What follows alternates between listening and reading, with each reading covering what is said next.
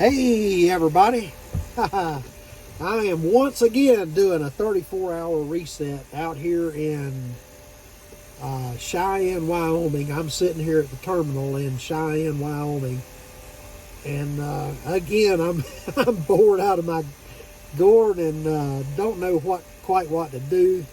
I'm gonna spend pretty much, the plan is for me to spend the summer out here in Cheyenne. On the dedicated fleet running loads for Walmart out of their distribution center. Crete has a contract with them, and I really like doing this. I love this part of the country. It is just beautiful out here, and it seems like when I think I've seen everything there is and the prettiest of the pretty, lo and behold, they'll send me someplace new, and once again I found something that's just beautiful. If you had asked me, say 10 years ago, anything about the rest of the United States other than the Southeast, I would have a very limited view on what I knew about it. I had flown from coast to coast, flew over the Grand Canyon. I flew to California and spent a couple of weeks in California and flew back. I knew a little bit about San Francisco and Fisherman's Wharf, and I got a story to tell you about that a little bit later. But anyway, I had a very limited view on the whole United States. Since I have become a truck driver, and I have just about combed every interstate in America, I don't know of one that I have not been on. There may be something somewhere someplace that I haven't been yet, but I have been to a lot of places. There's a couple of areas that I'm still kind of gray on, and that's up in the very northeast in Maine and Vermont and that area. I've been there several times, but I'm still not all that familiar with it. I remember one night in Maine, they gave me a load to deliver, and I got there early and I couldn't deliver it till the next day, and I literally spent the night about a block off of the ocean in Maine, and it was just gorgeous weather. I opened up all the windows and vents on my truck and spent the night listening to the ocean roar. You could hear the waves coming and going, and oh man, what a perfect night that was. Perfect. I've done the same thing down in Florida. Literally spent the night a block off the ocean and opened up all the windows and doors and listened to the ocean lapping during the night and the wind blowing, and oh man, you could smell the salt air smell, and there's nothing better. So California and Oregon, in that area, I've spent the night over there several times, and I'm not impressed. But anyway, different strokes for different folks, I guess. But anyway, I really enjoy it out here in the middle part of the United States. There's something that I have found. Let me get this. Hang on just a second. They sell this stuff here in Walmart, and it's called, I don't know if you can see the label, it's called sparkling ice. The orange flavored one that you can get is pretty good. I bought a couple of cases of it, and it's got all different flavors. This particular one is lemon lime flavored. It's okay. It's not bad. It's a 0 calories, 0 carbs. Well, they say 5 calories on this one, 0 carbs. Got some vitamins in it and whatever. This is okay. I have found something that just knocks your socks off. But the only place that I've found it is in North and South Dakota. And instead of it's in the same kind of bottle, but it's made by a different company, and it's called Vita Ice. Vitaice. Vita Ice. And it's 0 calories, 0 carbs, carbonated water, flavored drink. You want the orange one. That's the only one I've ever found anyway, but you want the orange one. It is so good. So good. Anyway, I'm not selling those drinks. I'm just telling you, some things you can find in some part of the country that you can't find in others. And I literally go on Amazon and I order this stuff by the case. It's $1 a bottle, delivered to your door, and it's called Vita Ice. Vita Ice. Vita Ice. And it looks in a bottle just like this, a tall, skinny bottle. So I guess a 16-ounce bottle, 17. Anyway, stuff like that I have found, and I have just fell in love with. It's really, really good stuff. So I'm sure that everybody has their favorite that they found out on the road. They found favorite restaurants. There is a place in Hagerstown, Maryland, that's called the AC&T, the letter A, the letter C, and the letter T. AC&T Truck Stop in Hagerstown, Maryland. And it's at exit 5 if you ever get up that way. And I would put their fried chicken up against anybody. I don't know what they do different, but their fried chicken is the best I've ever tasted. They also have one day every once in a blue moon, they'll do a fried pork chop. And it's chicken fried pork chop. And oh my God, it's good. Woo! It's worth the drive to go to Hagerstown, Maryland, just to get the fried chicken and the pork chops. Every time if I even think I can go through Hagerstown, Maryland, I'll call these people up and ask them, hey,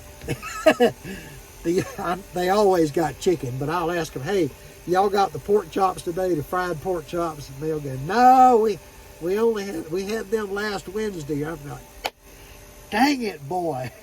It's that good. It's that good. Anyway, I know good places to eat all over the country now, all over the United States.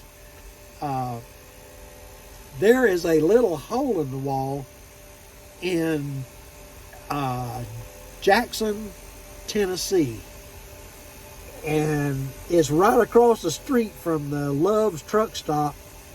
It's like almost like a food truck, but it's a little trailer that they've got kind of semi-permanent mounted there, and it's called the Exit 87 Barbecue Pit. Man, you don't know what good barbecue is until you taste this. But the thing that I love more than anything from there is their barbecue bologna and cheese with mayo. Oh man, my mouth starts watering just thinking about it. It is so good. So good. But anyway, there's a few places that I found all over the country that have the best food, and they've got the best of this and the best of that. There's a place in Missouri on I-80 that's, I believe they're called Kleinschmidt's. It's a German sounding name, and Kleinschmidt's. A place to buy, that's where I buy my boots at. And they got every kind of boot you can imagine in there, but I buy these boots that are they're army style boots, but they got a zipper on the side of them, so what you tie them and get them to fit right the first time, tie that knot off in a knot, and then you can use the zipper from now on, and they are a perfect fitting, very, very comfortable kind of boot. I'll have to show you sometime. But anyway, there's places that I've found all over the country that are the best of this and the best of that. If you had asked me 10 years ago how much I really knew about the country, let me tell you one quick story here while I'm thinking about it. I was on a trip to go to Las Vegas from Nashville, Tennessee to Las Vegas, Nevada. I went out I-40 to, I believe it's called Klingman's and or Kingman's, and you take the road that goes up by the dam, the big Hoover Dam there. Anyway, that stretch between I-40 and Las Vegas is increasingly nothing but desert. And you get out there to where you'll go 10 miles where there's nothing. There's absolutely nothing. And then all of a sudden you'll see a house or you may see a gas station, but it'll be a house, and they'll convert part of their house, their garage or whatever, they'll convert it into a convenience store, and they'll sell cold drinks or water or anything. They know that people traveling that road are needing to stop and get something cold to drink or whatever. Anyway, I don't know how they power these places because there's no power lines going to them. But I went up to Las Vegas, made my load, and had to turn around and come back. And I was determined that I was going to stop at one of these places, so I did. And when I opened the door, I could hear people talking before I opened the door. And as soon as I opened the door, it got real quiet. There was 3 people that I could see in there, and all 3 of them were staring at me. And I didn't know. I've heard of people walking into bars and this happening, and you never know what to think. But the only thing I could do is hit them with my southern drawl and say, "Hey, everybody, y'all got any groceries in here?" And they all busted out laughing. They said, "What kind of groceries you wanting?" I said, "Well, your sign said you had sandwiches in here." And this one guy, it was his life's calling in life to make a sandwich. He made the bread on a regular, I don't know that he made it daily, but he made homemade bread. He had smoked ham and smoked turkey and cheese and fresh lettuce. I guess trucks coming through bring this stuff to him, or he goes and gets it, or I don't know. The only thing I know is I told him I wanted a ham and cheese sandwich. This dude stacked me a sliced smoked ham about that thick, put about that much cheese on top of it, and it was like 2 or 3 kinds of cheese. It wasn't all the same kind. He put mayo and lettuce and tomato on his homemade bun that he had made.